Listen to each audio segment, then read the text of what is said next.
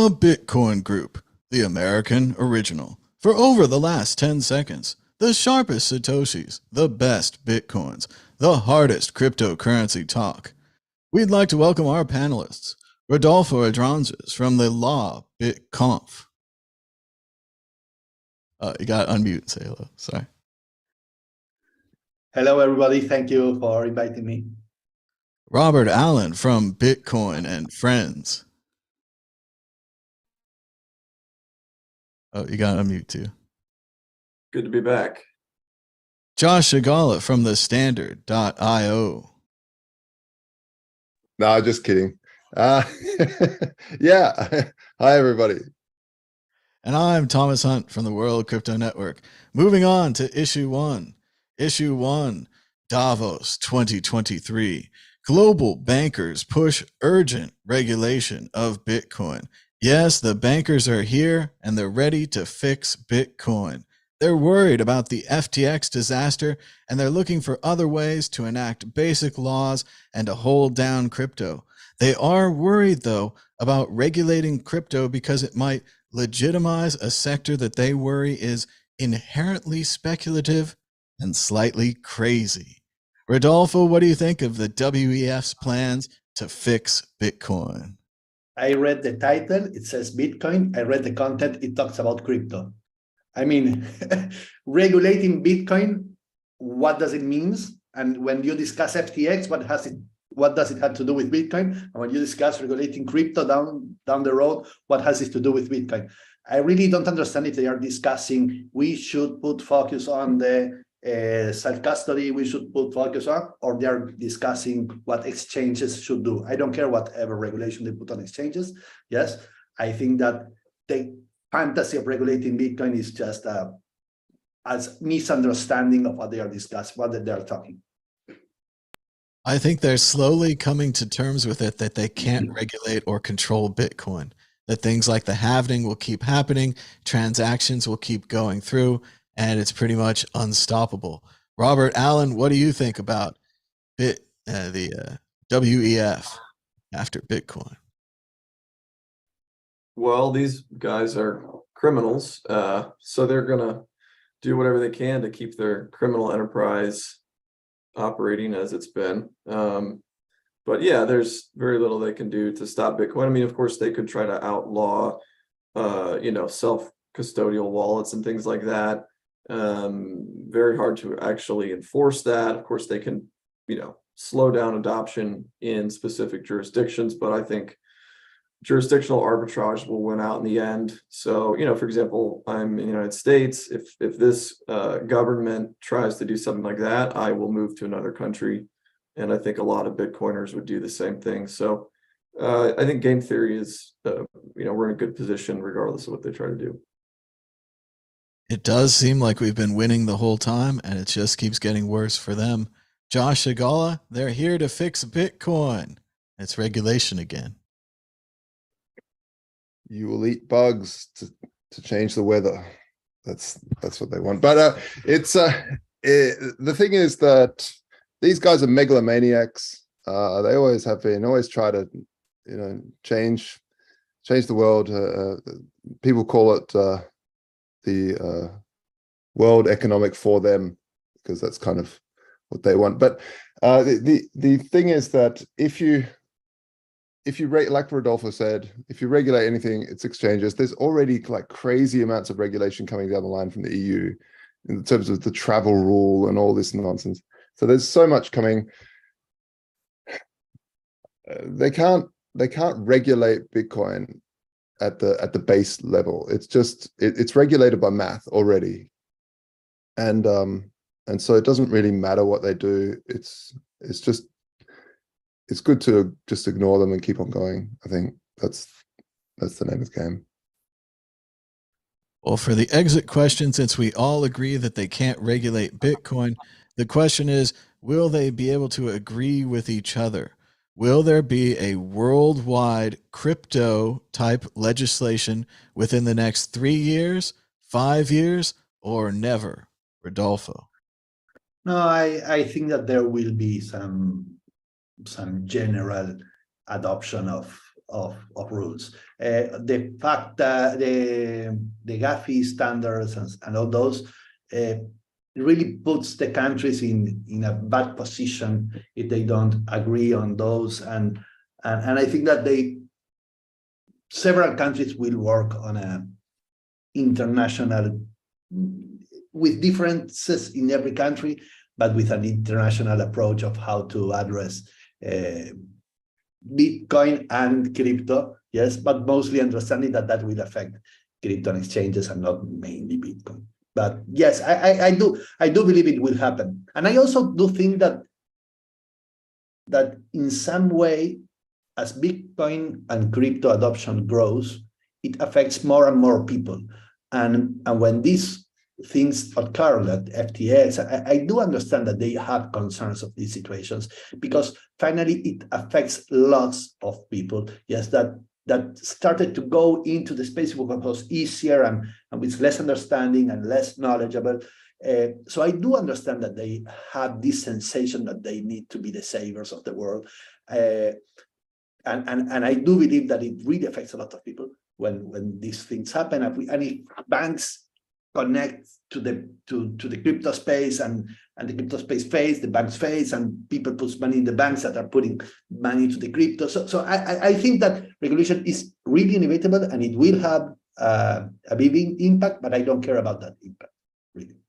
It's just a matter of time, and Bitcoin will still be the only asset that has 21 million and all this stuff that will be part of the discussion at the end of the program. Robert Allen, they may be a gang of thieves, but will they stick together like a gang? Well, this is the Hegelian dialectic that they will continue to use forever and ever. So it's problem, reaction, solution, right? So the problem is, SBF, FTX, which they basically set that. Either they set the guy up to fail, or he was, kind of a useful idiot, or some combination of things. But there's no doubt in my mind that there are a lot of people that wanted for there to be a giant crisis so they could go in and say, well, look at how dangerous it is, blah, blah, blah, try to roll out regulation. I mean, this is, it happens all throughout history. They're just doing it again. So will they stick together? I think, they will try, but I don't think so. And I think that's where we win, is this game theory where some jurisdictions will go along and some will not. And as we see sort of the Western, the American power waning a bit, I think the world is becoming less, unipolar. And I think that's actually going to work in Bitcoin's favor as well. Josh Shigala, will they stick together? That either we all hang together or we all hang separately, as Benjamin Franklin said. Yeah, I think both guests are spot on, that they will regulate more exchanges, and it is scary for them that they're losing control. So they try to, the thing is, there's already regulation, like everything that SBF did was illegal already. So it's like, they'll be putting regulations on regulations, and then there'll be some dick that just wants to scam people anyway, and try to get away with it and embezzle money through somehow while they're doing it. And I don't know, it's game over. Everyone's going to head towards DeFi and Bitcoin because of these calamities that happen, and that's the only regulation that matters, is mathematics. Well, and we always used to talk about the Trojan horse in the beginning and how we were moving it through the gates, and then they picked it up and started taking it with them, and they were all, oh, it's our Trojan horse and we're the ones that invented it, we did all the, and then they put all their DeFi and their stacks and all their extra money making magic on top. But at the same time, the Trojan horse is intact, and they don't know what to do. They can't regulate the core functions of Bitcoin, the way it's created, the way it's sent around, who it's sent to.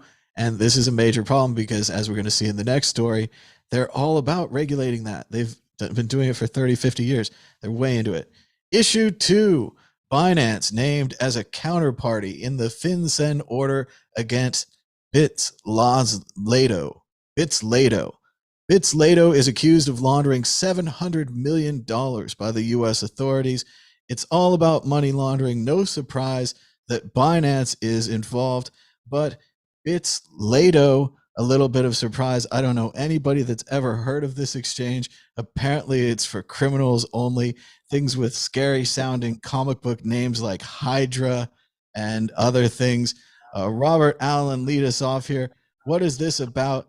FinCEN, money laundering, and Bitzlato. Well, I think we are seeing a period in history that, if you want to compare it to old texts like the Bible, the idea of the apocalypse, right? What is the apocalypse? It's the unveiling. It's the unveiling. That's what that word means. So I think we're kind of living through an unveiling here, which is basically, it's becoming more and more clear, if you are looking and not brain dead, that world governments are criminal. And I don't mean that as like, they do some bad things sometimes, but I mean that like entirely saturated throughout the entire enterprise, they're all criminals. So they don't have any problem breaking laws. I mean, if you are a criminal mastermind, of course you're going to be breaking laws. So, I'm not surprised by any of that sort of thing with, a government using, an exchange to launder money. Why not? It makes perfect sense, given what we've seen is commonplace with the authorities. Josh Shigala, your thoughts on the money laundering disaster? It's again one of these ridiculous. Back in the day, if you even touched Bitcoin, you probably had touched even now. I mean, especially now, you would have had some Silk Road coins. So that would make you then implicit with the Silk Road, just because you would have had it. And Mt. Gox got the same sort of thing aimed at it. Charlie Shrem got stuff like that aimed at him, because if there's a large criminal enterprise, I don't even know, alleged criminal enterprise, I've never even heard of this wacky exchange, but it's pretty hard as Binance to go and do the policing of the world, and this is the nonsense regulation that's coming down the line. It's basically, most regulators, all they care about is KYC, right? They're like, do you know the customer? Okay, what do you know about them? Well, not much. You only know their name, their address, and their age and their sex, but it's not much more than that. You do some background checks onto major lists and stuff. You're forced to do that. So, but it's pretty easy for someone that wants to. If they're criminal, they're going to do criminal things, so they skirt around all that. And so yeah, I think it's difficult. It's sort of pulling at straws, I feel. But FinCEN's always pulling at straws. They're a weird bunch. It's like in Germany, all the regulators try to push it to the other regulatory bodies. They're like, no, that's not our thing. I don't know. It's not a commodity, or it's not a currency, or they just keep pushing it. Whereas in America, every regulatory body's like, yeah, it's ours. We want to regulate it. They're obsessed with it. They just want to regulate the hell out of it. I don't know. FinCEN, they're a strange sort of, again, strange power hungry group. Well, my favorite part about the story was Binance's response.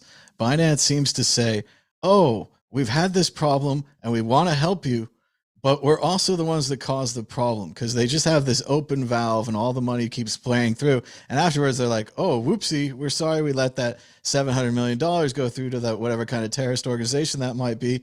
We have no idea. And for those of you keeping track in the future, this is in the time period when Binance is still a company.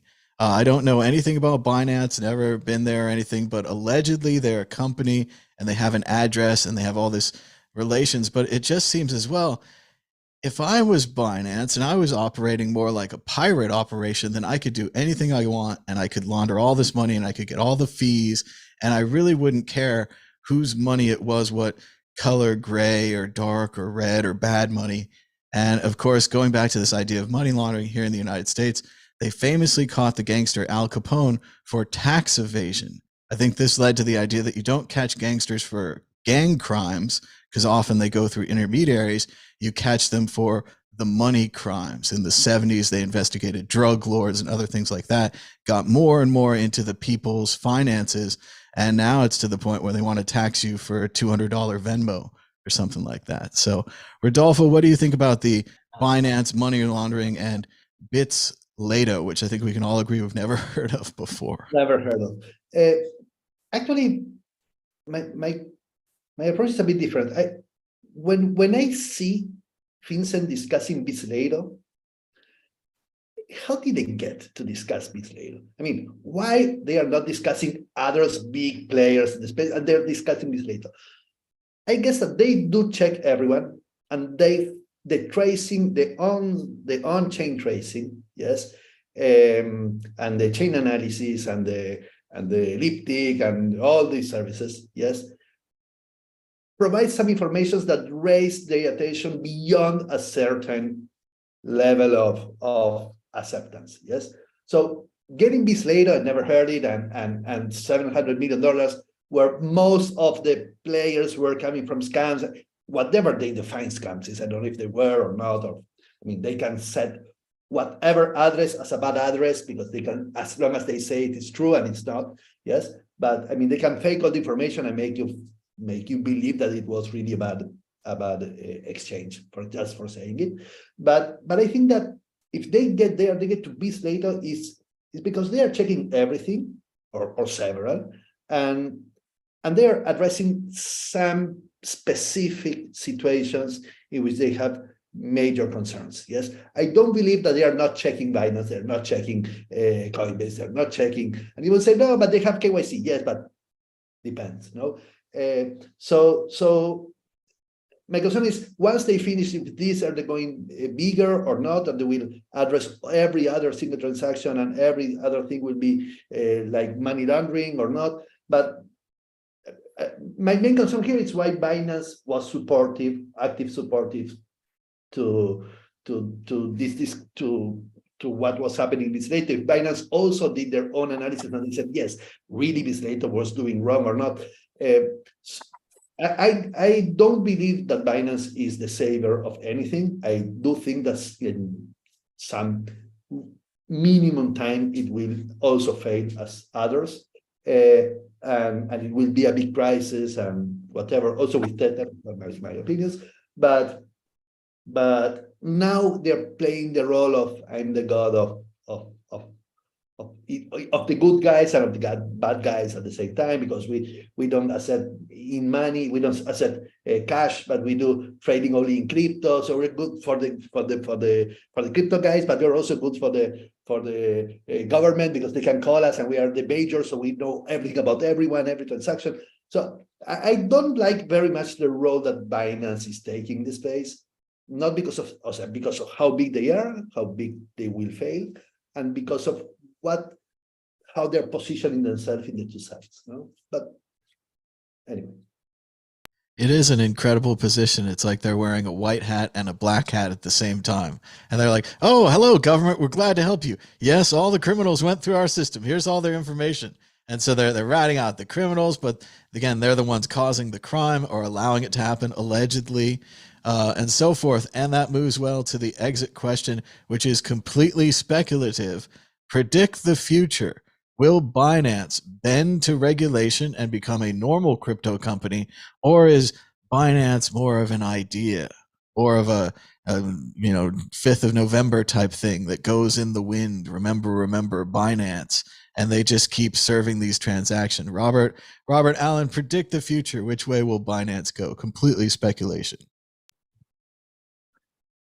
Well, it seems like similar to fiat currencies, they have a certain lifespan and then they die, right? So perhaps Binance will be yet another exchange that had its day in the sun and then died. I guess I would probably go that way, yeah, that it'll probably collapse at some point for some reason, or CZ or someone will just decide they want to exit, and they'll take, a lot of money with them, and don't leave your Bitcoin on exchanges ever. I mean, this is 101, right? Absolutely. Josh Agala, will Binance go the way of BTC-E, Cripsy, MintPal, and so many others? The list goes on, doesn't it? Yeah, inevitably they will. Inevitably they will. Like Robert said, you can't really, you can only last so long. But I think the clever thing that Binance did is build up its It's chain. So I don't know how good it is or whatever. Seems pretty centralized for the speed. But I think that's its kind of exit to if their centralized unit gets shut down, then they'll try to focus on their, I don't know, pancake swap or whatever it's called to build that out. I don't know, but yeah, inevitably. Pancake swap, sushi swap, peanut butter and jelly swap. Rodolfo, tell us the future of Binance. No, I also agree. It was similar to what I said before. I think that at the medium range, they will fail. It's not a wishful thinking. It's a Yeah, it's right. I would love it that it doesn't. Yes, but too centralized. I'm not sure that it will survive for long. I do expect they do, but if they do, I don't expect them to become like the god for all the governments, and so I don't know. I don't see a very long run for them, but eventually it happens. Anyway, I don't like any concentration in the space. So the wishful thinking is if they survive, yes, they become way less relevant in the space than what they are today. Yes, I absolutely dislike having such a big player in the space, so centralized and being such a big player. So at least I foresee, or I do expect, a wishful thinking would be, I do expect them way smaller and growing between X and Kraken and others too. Well, I definitely think CZ is one of the smartest guys in this industry. And he's also like Dr. Doom, though. He has a bit of like the evil genius smarts to him. So I don't know where it'll go in the future. I think if you look at the example of someone like Jack Ma or other people who have gone against major governments, they found out that the major government takes away your freedom. So you might be a billionaire that founded Alibaba, but if the government takes away your ability to go from point to point, it's not very valuable. So while as Binance allegedly, imaginarily, like, G.I. Joe or something, as a criminal conspiracy like Cobra or something, I don't think it's going to work. But maybe, like Rodolfo's saying, dialing back this exchange, keep being the one that gets bigger and bigger, has all these problems, but each time Interpol comes calling, they say, oh, of course, Interpol, we'd love to give you everything we have about these people, which is a reminder, not only, like Robert said, don't keep your Bitcoin on an exchange. Obviously, if you're up to anything, don't put your Bitcoin through an exchange. But who knows, these Hydra and other operations, what they're up to. They needed to launder the money. It was the only way. Check out worldcryptonetwork.com for On This Day in World Crypto Network. On this day, January 20th, we've had many videos. We had one in 2014 with Mad Bitcoins talking about the UK Bitcoin tax. We had Chris Ellis and Eric Paisley on 2014. In 2017, we had Living Blockchain Art on You, Me, and Bitcoin podcast. And in 2019, we had 3 episodes, How to Update the BISC Client, Mimblewimble, and LibMini Sketch. In 2021, we did Today in Bitcoin, and now we're doing this show. So check out worldcryptonetwork.com for many, many more shows. Click on the On This Day button on the left-hand side. Issue 3, crypto lender Genesis files for bankruptcy. It could be far worse for Bitcoin. The Winklevi brothers are back in the news again, and there's nothing good about it. Genesis Trading, which lended their funds to Genesis Trading, which lended their funds to FTX, has now collapsed. Will Genesis be able to hold off bankruptcy for the rest of the digital currency group? And also worth noting, we talked about it many times. We're very excited that the Van Eck Fund has invested in Bitcoin. The Van Eck Fund has been wiped out. According to this article, they have lost $53 million because they invested not directly in Bitcoin, but in Genesis and Winklevi Trading. Josh Shigala, what do you think about this unlikely end for the Winklevi exchange? I mean, I don't think it's an end. They could bail themselves out of that. But it is, I think it's been priced in that Genesis was going bankrupt. It's been talked about for ages, along with FTX and stuff. So I don't think it's going to have a major market impact, but it is the fallout. It's this contagion that everyone's talking about because FTX had their fingers in so many pies. Yeah, and so did 3 Arrows Capital and Luna and all this sort of stuff. So yeah, I'm hoping this is kind of just finishing it all off for last year's doom and gloom, and hopefully we'll see more and more people moving away from the centralized lending platforms. There's enough cool decentralized lending platforms that are out there nowadays where you only need to trust the code. That's still a trust factor. You need to trust smart contracts, which can be hacked. You need to trust the chains that they're running on. But at least it's kind of more on the cypherpunk vein of things, of not trusting these centralized entities. And so, yeah, let's see what happens. It's been amazing and tragic to watch the potential collapse of the digital currency group. Early on, I thought Barry Silbert had one of the best strategies to invest in Bitcoin and Bitcoin-related companies.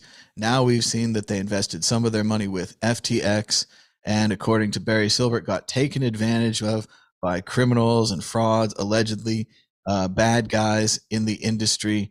However, the Winklevi are accusing Barry Silbert of mismanaging the company and so forth. Rodolfo, what do you think about the collapse of Genesis Trading and the wider impact on the digital currency group? I'm concerned. I'm not sure that we will stop seeing some additional collapses. I think the wave is yet moving, yes, and it might bring some other down. The industry is very interconnected, and the investment is needed, and I don't know. I mean, I'm sad, but I'm a holder. I'm not, and I don't trade on exchanges.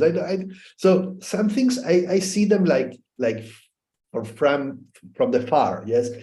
Also, I do my own events. I invest on my events with my money. So all the things that happen, yes, for me it's like it's happening outside. But I do understand that the industry needs these players, that the industry needed an FTX being regulated, and they needed to trust in them because they needed to do some money. And Genesis, I mean, I understand the role they play, not for me, yes. So for me, it's hard to understand it as a holder. Yes, it's anything of this is relevant for me as a holder. But I do understand that the industry needs these players, and I see with concern the impact in the industry, not in Bitcoin. It's like regulating Bitcoin.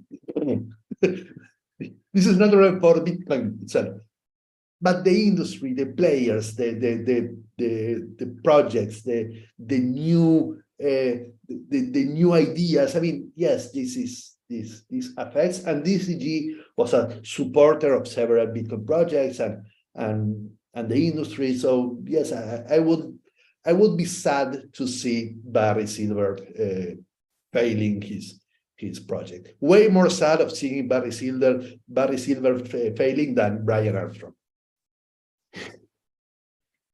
Well, it's funny, Rodolfo. I agree with you. And I used to work at a DCG company, and I've been very clear here. I worked at Purse. And one of the funny things is the whole time you're working there, and we need people to fund Bitcoin companies and to employ coders and marketers and other people to inform people about Bitcoin. But at the same time, you kind of like, you want to say to the guy, you're like, hey, you could just hold Bitcoin.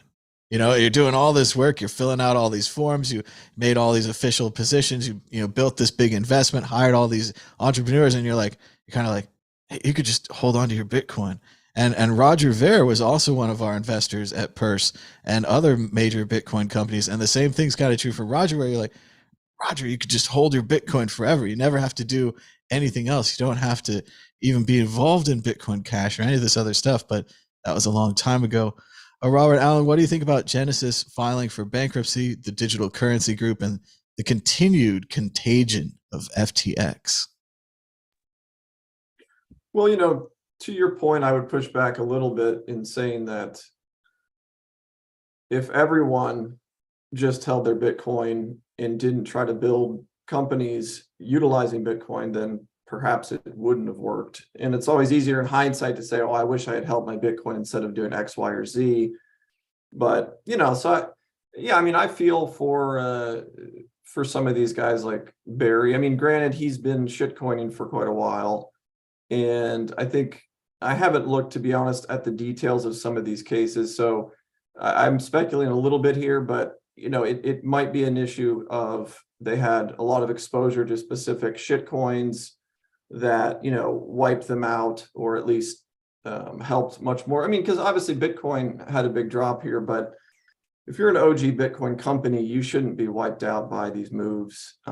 So either they were rehypothecating coins and trusting someone else, which is 101, not your keys, not your coins. Even if you're a big entity, I don't know why, especially if you're a big entity, I don't know why you would be trusting other people with your Bitcoin. But I guess maybe they were looking for yield or something. And, it's a lot of this to me, it's sort of like we still have old, like pre-Bitcoin mentality about money that has not been sort of like exercised from people's minds. And so, they're looking for yield. They're thinking about these things that like to your point, if you just hold Bitcoin over the long haul, you're going to be better off probably than doing anything, ironically.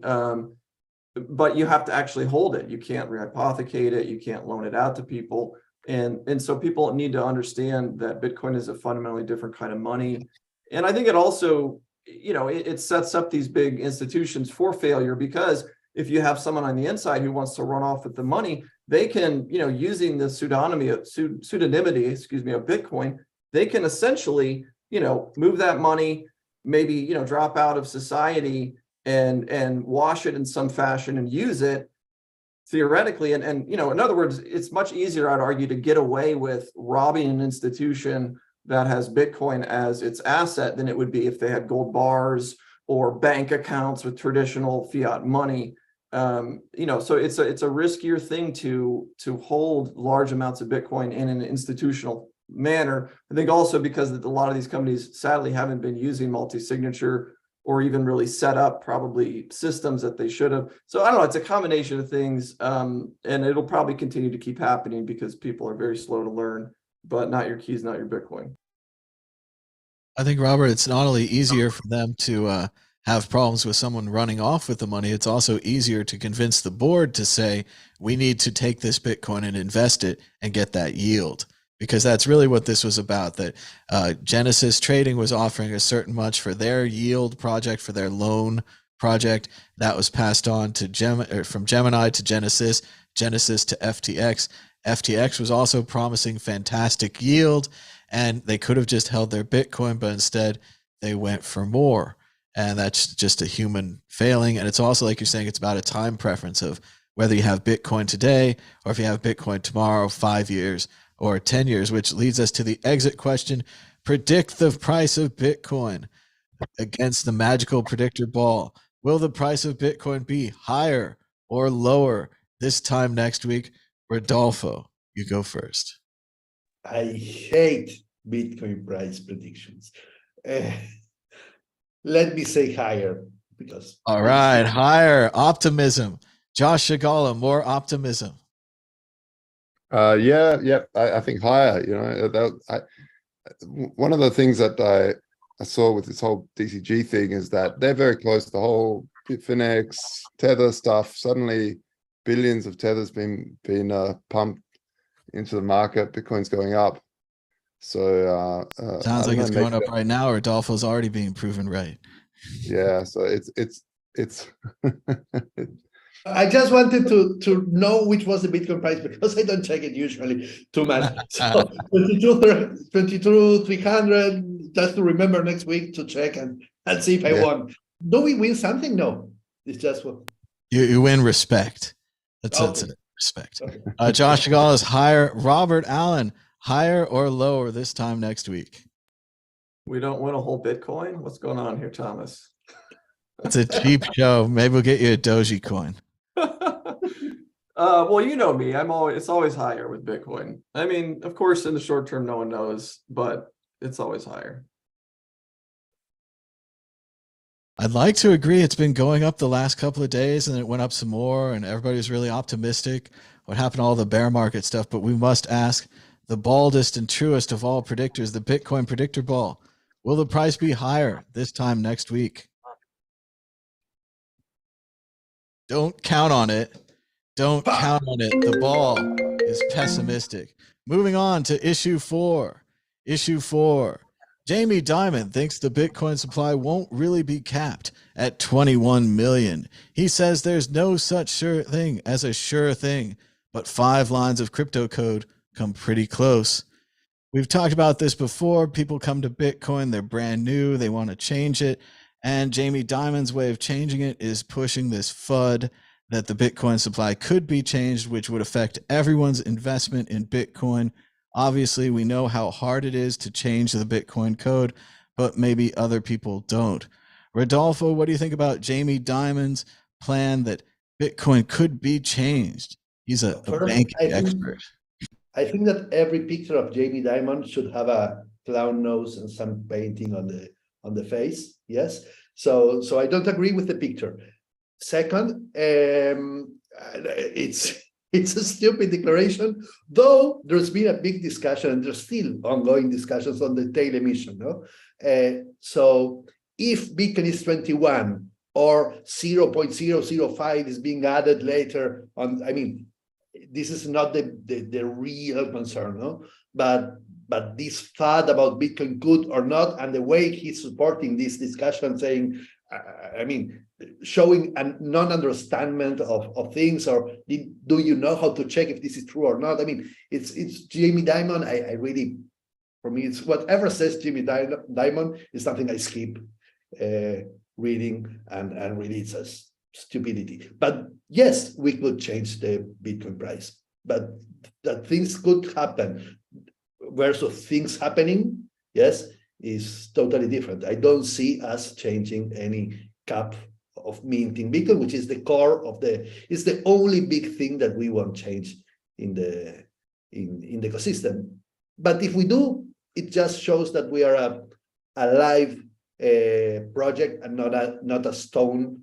And if the whole community decides to do it, okay, and it will be a fork, and let's see what market says of the fork. I really don't have a big concern, though I don't think that the real relevant Bitcoin future, the real asset, non-fork asset, will have any concern about changing any risk of changing the capped amount. I think you're right, Rodolfo. Mainly, we have to worry about the potential of 2 forks in Bitcoin future.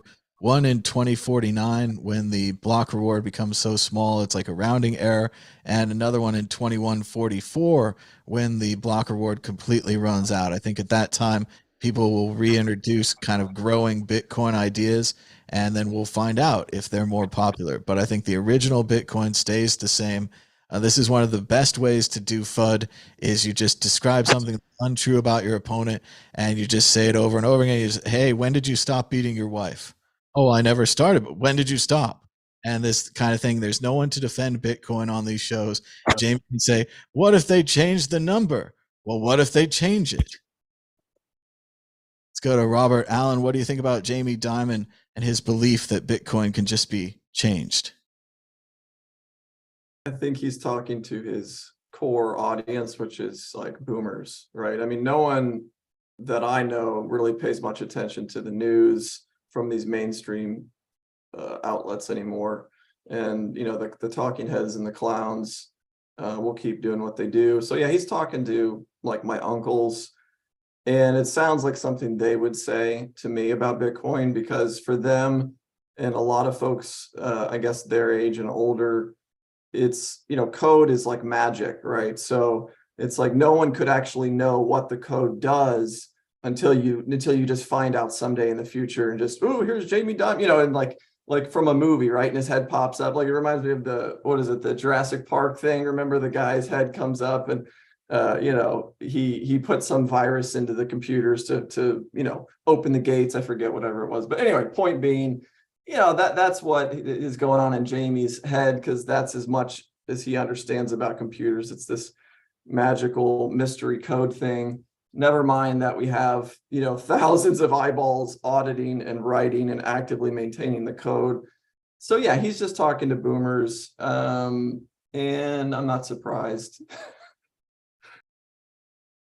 It does seem to be kind of an extension of that simplistic thinking where if you just don't understand the internet, you're like, well, don't put your money on the internet because they could unplug that thing. But there's thousands and millions of servers everywhere in the world and racks and racks and racks and all these wires. They could just unplug the internet. And if you didn't know anything about computers, you'd be like, yeah, I guess that's true. I've unplugged my computer. Therefore, the internet's just a larger computer, right? Is one way of thinking of it. Josh Shigala, what do you think about Jamie Dimon's incredible claim that Bitcoin magic number of 21 million is easy to change? Well, go for it. Change it. In his logic, it'd be then there'll be more Bitcoin. Yeah. Like it's,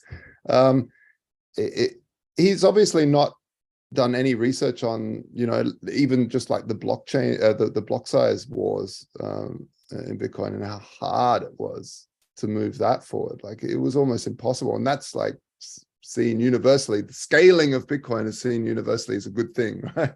But the minutiae of how to scale is super hard, and was a deadlock, was a stalemate for so long.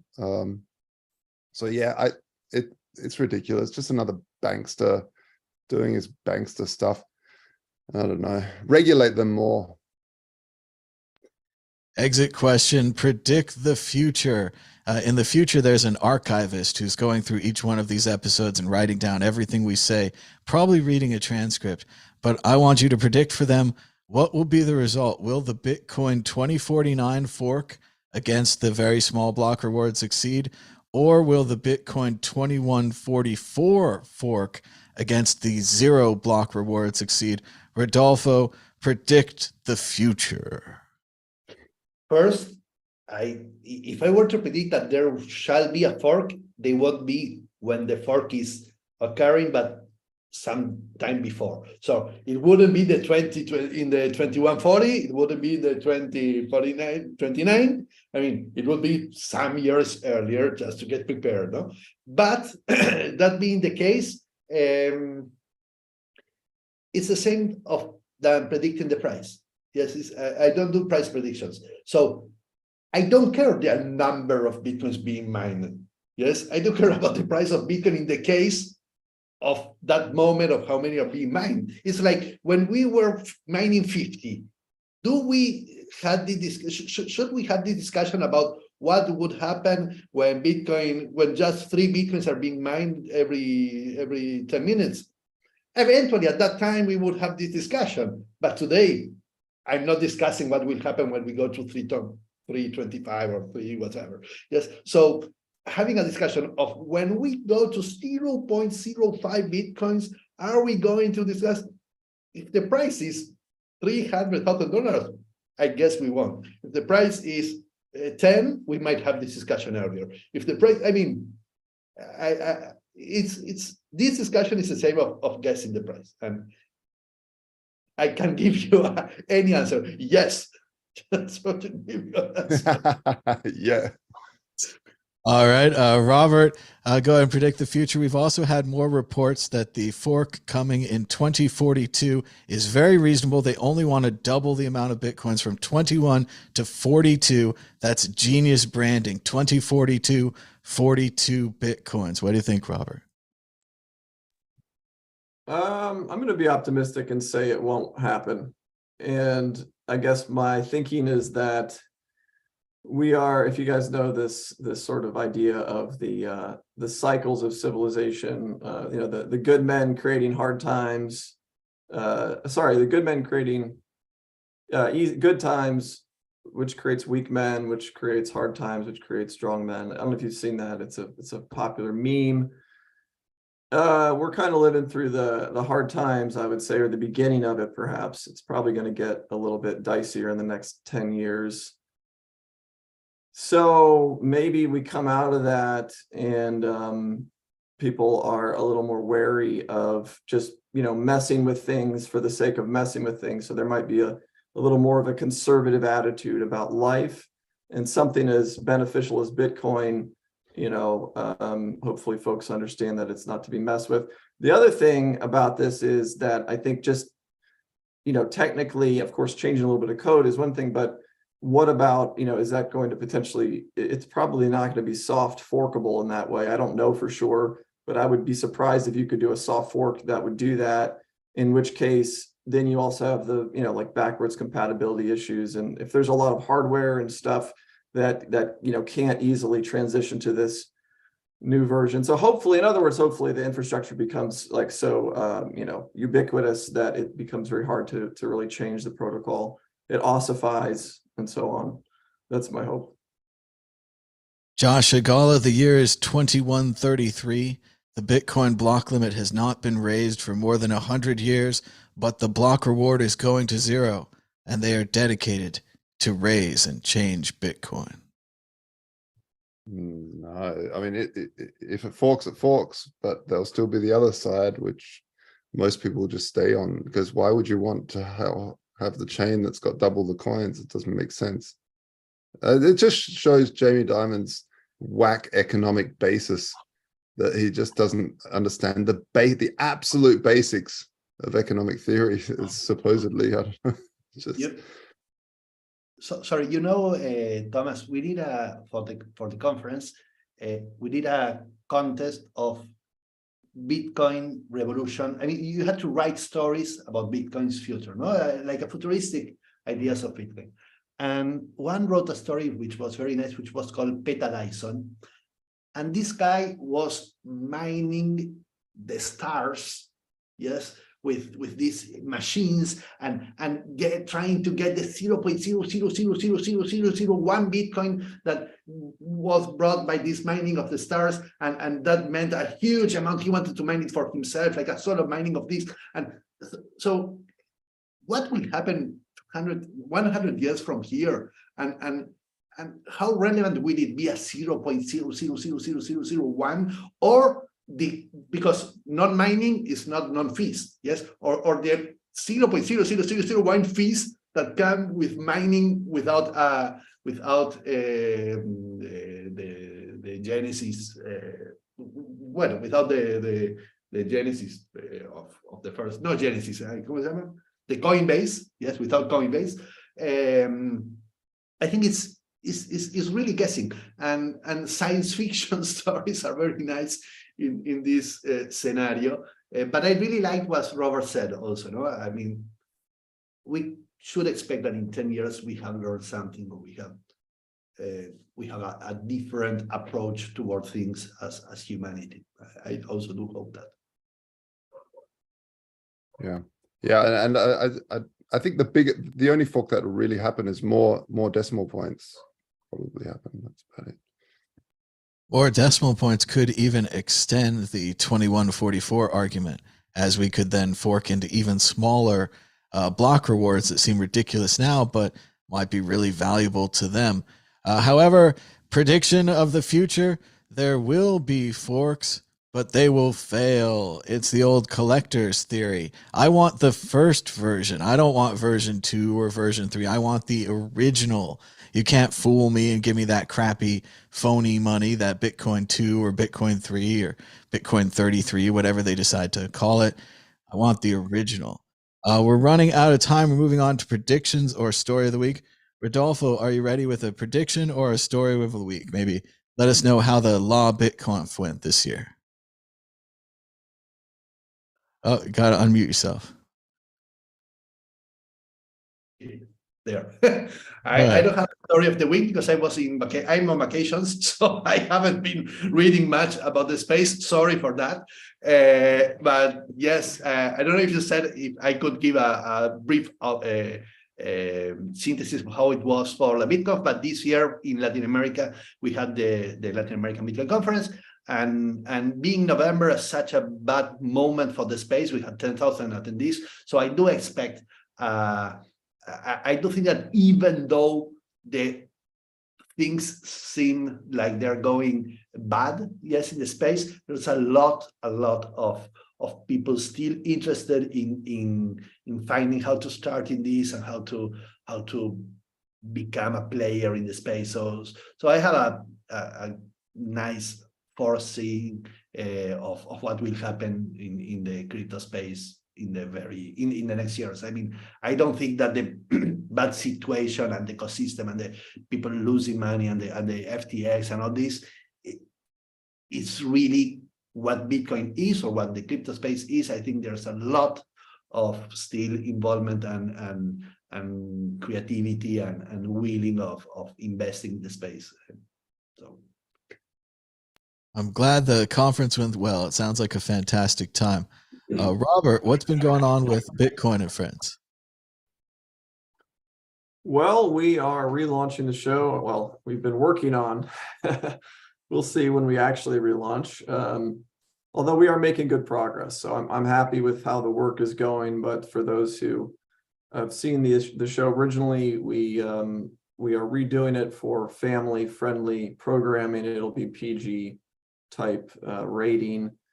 And it's going to be 8 episodes, and we're going to be launching it probably, some of it will be behind a paywall. We're thinking probably to use Patreon. I know there's some Bitcoin and even Lightning enabled products out there that are trying to move in that direction, which of course I would prefer to use, but Patreon is quite a bit more polished, and we want to make sure we can get this out to as many people when we do launch it. So, maybe it'll be a few more months perhaps, but I would say definitely by the summer of this year, we will launch. And I'm very excited. Quality in every direction is way up. So better animation, better storytelling. I think we've really matured as a team. So I'm hoping it'll be something that the community can be proud of and can use to kind of orange pill people and, get people who might not even care about money or things Bitcoin related. Just the fact that it's really a kind of a heart touching story. It might be something for a broader audience that could then get people sort of in the door a little bit to think about these things. So I'm real excited. It's going to be good when we launch. That sounds great, Robert. I love the old show, and I look forward to the new ones. We used to kind of have like watching parties, or we'd get everybody together. We say, "Oh, you haven't heard of this yet," and sit them down in front of the YouTube and just watch all the episodes till we're done. So it'll be great to see a more family-friendly version and get out to a larger audience. I know you had trouble before with the shadow banning and all that kind of stuff. So definitely, yeah. Josh Segala, do you have a prediction or a story of the week? Go ahead. No, but I do want to say I really enjoyed the cartoons, but also, people, I say this anytime anyone asks me what conferences are good, it's always the two of them, which is Rodolfo's La BitConf, the best conference in the world. And the second one I'd say is it's a very small conference, but it's the Mallorca Blockchain Days, also really, really cool. So those two conferences are just awesome. Rodolfo, you always put such effort in to make a wonderful experience, and you're trailblazing too. During the whole last 2 years, you even made a conference that was in virtual reality, which is just amazing. And so yeah, and it's a tough game. It's probably one of the toughest games around. It stresses me having a party because I'm like, will people rock up? And yeah, it's a passion project for most people that organize, proper, not some of these industry style, like industrial style conferences, which are just run by people that professionally put on whatever conference, fridge conferences. You put on quite a show. So the next one, I'd say people get your tickets early because it's definitely worthwhile and culturally enriching. You learn a lot. It's always in a different part of Latin America, so I dig it. It's great. Thomas, I sent you a link. I don't know if you want to share this very, very short video. It's not about the conference. It was the launching that. It's very nice. It's very Bitcoin focused. I think you enjoy it. It's very short. All right, we're gonna play this 1 minute video. The last video we played from Law BitConf was also very good. It was like an animation, it had the moon and all kinds of stuff. So hoping for good stuff here. Here's Law BitConf 10th anniversario. Awful week on Wall Street. It could even affect our jobs. The inflation keeps out of control. Right now, we're in a super bubble that's about to burst. Only 21 million. This is a tough issue for our team. So both things can't be true. I guarantee you. We believe in code and math. Activities illegal. Bitcoin can go up and down. I think it's rat poison. Honey money. It's a delusion, basically. Honey Badger doesn't care. Very bad week for Bitcoin. Ugly times for coin drop a lot. I think it's over. So coins.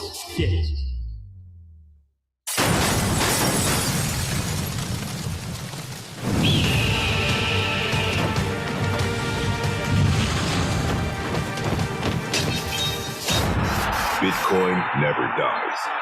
The BitCon 10th anniversary. Join us. Amazing. That was great, man. Honey Badger Love doesn't care. Or perhaps even foreshadowing the World Cup victory. Had it in there. We did.